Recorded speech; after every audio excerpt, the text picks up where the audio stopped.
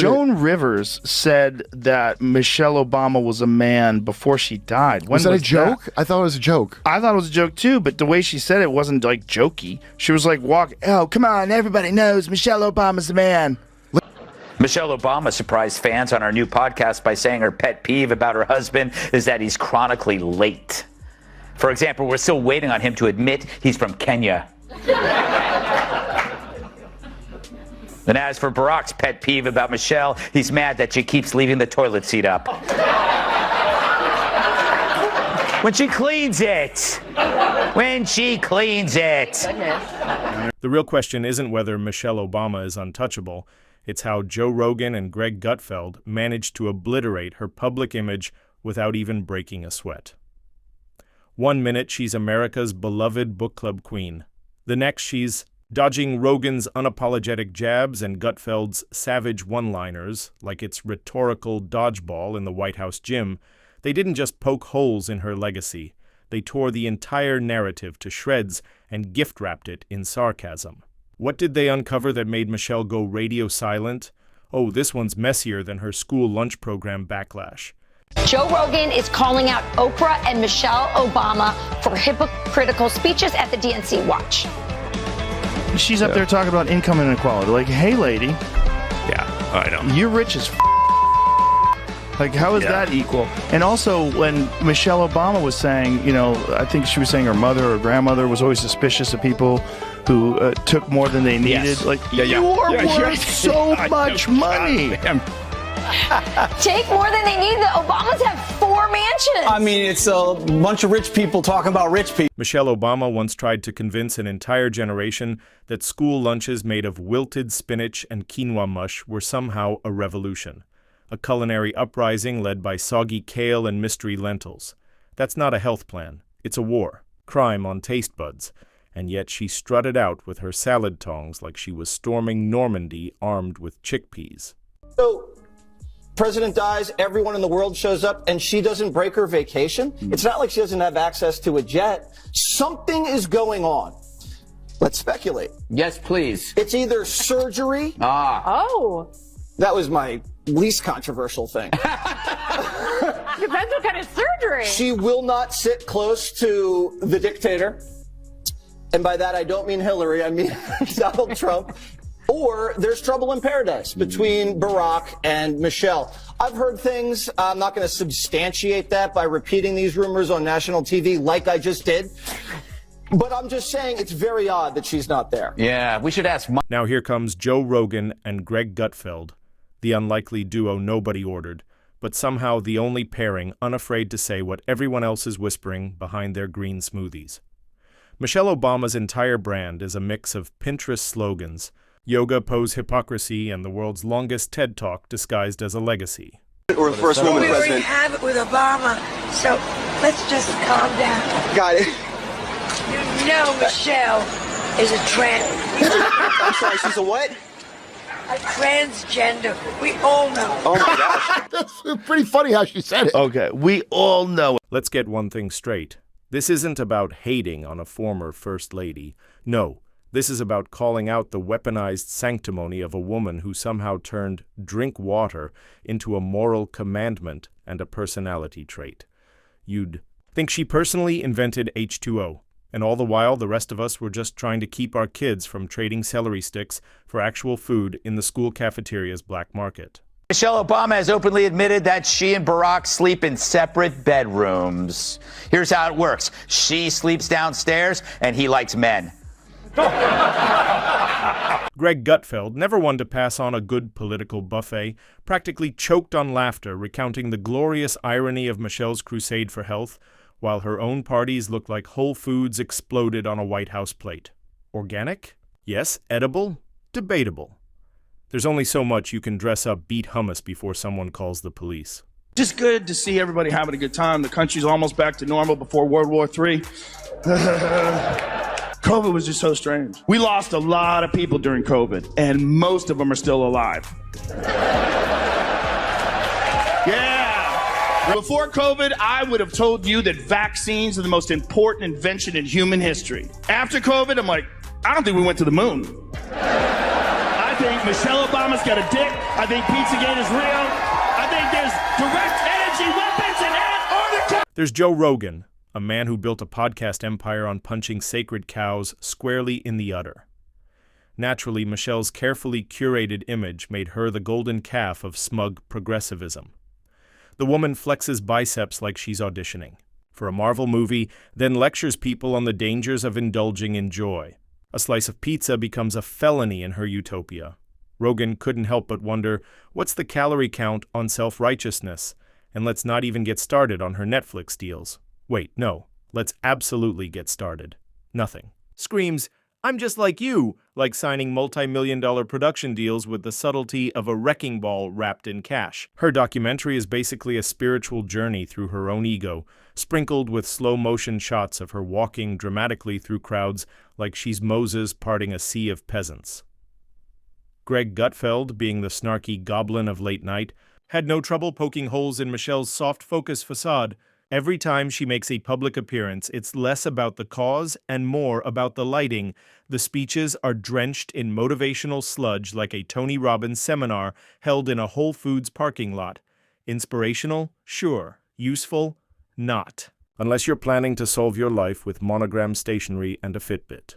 Michelle thinks American men suck. Let me warn you, your rage does not exist in a vacuum.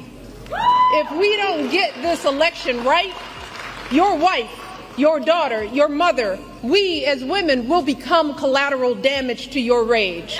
To make these choices clear to the men that we love, our lives are worth more than their anger and disappointment. What's that pitter-patter sound I'm hearing in the background? It's the footsteps of Barack running to vote for Trump.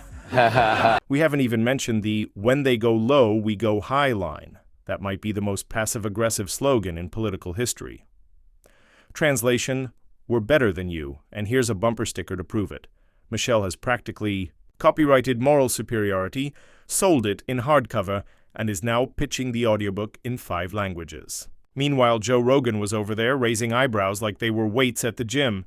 He's been suspicious of Michelle's magical transformation from first lady to self-help guru to cultural icon without ever answering any real questions. Like, how did we go from lettuce campaigns to deep philosophical essays on how to find our voice? Can we get GPS directions for that, or do we just follow the scent of overpriced candles? Michelle's public image is so carefully manufactured, it makes Barbie look like a documentary. The yoga poses, the soft focus backlighting, the perfectly rehearsed, spontaneous laughs. It's like watching a living, breathing, inspirational poster. Somewhere between live, laugh, love, and eat more kale, there she is, smiling with the quiet menace of someone who definitely judges your grocery cart. Someone put on Instagram, I believe, that Tim Dillon's video where he was saying that Michelle Obama should run for president. If she won, she could pull her cock out and China would just give up.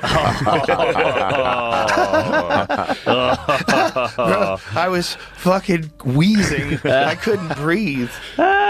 Big Mike. Big Mike. Gutfeld had a field day with Michelle's transformation from First Lady to global brand ambassador of empty platitudes. He practically needed a neck brace from shaking his head at her LinkedIn-level advice on empowerment. Believe in yourself. Thanks, Michelle. That should pay the rent. What's next? Manifest your credit score, and let's talk wardrobe. Michelle Obama's fashion choices have been praised like their diplomatic achievements. Breaking news. She wore a belt once. CNN lost its mind. Entire op-eds were written about a cardigan. A cardigan. You'd think she was stitching together peace treaties in the Lincoln bedroom. Greg Gutfeld asked the obvious question. Since when did banana? Republic become a political statement? Then there's her memoir, a book so stuffed with journeys and truths it could double as a yoga mat. Every page reads like a motivational speech dipped in vague trauma and aspirational Instagram captions. It's less autobiography and more lifestyle blog with a hardcover spine. Rogan read it and reportedly had to go outside, touch grass, and rewatch Roadhouse to feel like a man again. So, Kat, they know that they're having a hard time with men. Right. Doesn't seem like this is the right strategy. No. She basically says that they're hurting women by voting for Trump. But I think they don't understand that where it comes from in the first place is that people are sick of being told how bad they are and talked down to, and you know, the condescension doesn't work. None of what they're doing really works. I mean, the Walls AOC live stream of them playing Madden together was supposed to be to get like dudes who like football on their side, and they did it during football. But you know what Michelle's most impressive feat is? It's managing to play the underdog while living in literal palaces. She talks about the struggle from mansions with 6-car garages. It's like Marie Antoinette giving a TED Talk on minimalism. Gutfeld summed it up best. Her idea of adversity is probably running out of organic quinoa at Whole Foods. Let's not forget how Michelle positioned herself as the relatable First Lady, because nothing says down to earth like customized. Chandeliers, curated guest lists, and bodyguards trained by Navy SEALs. She says she's just a mom, but that mom also has a stylist team, a personal chef, and a media consultant for her Instagram captions. Rogan pointed out that Michelle's public persona is like one long episode of The View, without the decency, of commercial breaks. Every sentence is wrapped in soft moralism and baked until it's beige. It's political tofu, bland, preachy, and somehow everywhere. And then there's her media coverage. The woman could sneeze and it would be labeled a defiant act of strength in the face of patriarchal pollen. Gutfeld mocked the press for treating Michelle like a hybrid of Gandhi and Beyoncé. The glowing coverage is so relentless it's actually suspicious. What's she hiding? A cob?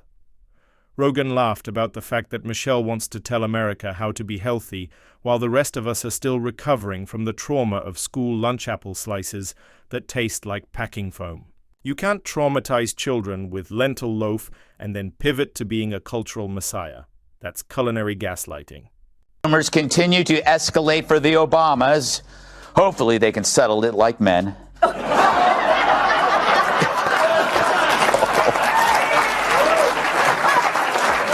And let's be honest, Michelle Obama's greatest skill is giving the illusion of doing everything while saying absolutely nothing. Every speech is a word salad with just enough croutons of meaning to convince the crowd they're eating something substantial. Meanwhile, Rogan was left wondering if the real meal was served backstage, probably by someone named Skylar wearing a gluten-free apron. Gutfeld took particular glee in roasting the myth of Michelle's unifying force, as if someone who divides opinions harder than pineapple on pizza is the secret sauce to national harmony. Her brand is less about unity and more about selective enlightenment. She's a lighthouse that only shines for those who already agree with her and don't even try to bring up her fitness goals. This woman did more to glorify lunges than the inventor of stairs. Somehow, exercise became political. If you didn't want to do planks in your living room while she glared from your TV screen, you were part of the national obesity crisis. Gutfeld joked that somewhere a donut cried itself to sleep. Joe Rogan couldn't resist pointing out that Michelle Obama's persona is so aggressively inspirational, it's exhausting. She's like the human version of being forced to join a book club you didn't sign up for. Every message is a teachable moment, even if all you wanted was a cheeseburger and peace. Even if they run Michelle. According to a new poll, Michelle Obama isn't as strong a Democratic candidate against former President Donald Trump as many Dems would have you believe. In a hypothetical matchup, my favorite kind, Trump wins with 47% of the vote compared to Michelle Obama's 44%. I guess some of the kids whose school lunches she ruined are finally old enough to vote. Remember that? And even her podcast, yes, she has a podcast because of course she does, is basically therapy sessions for people who've never been told no. Every episode is a warm bath of pseudo-wisdom where the only takeaway is that Michelle is once, again, more evolved than the rest of us. Rogan played clips and swore he could hear himself aging from the second-hand condescension.